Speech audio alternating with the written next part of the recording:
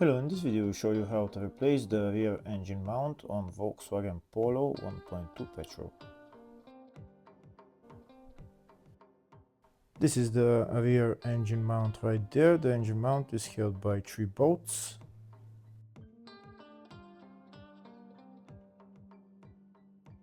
We're going to remove the 3 bolts and take out the engine mount.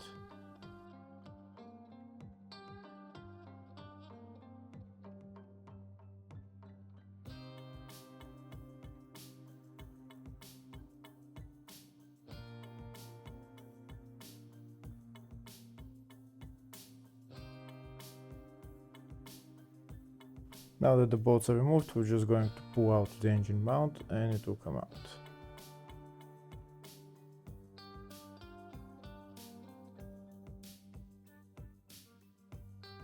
And as the engine mount out, putting it back on is in the exact reverse order.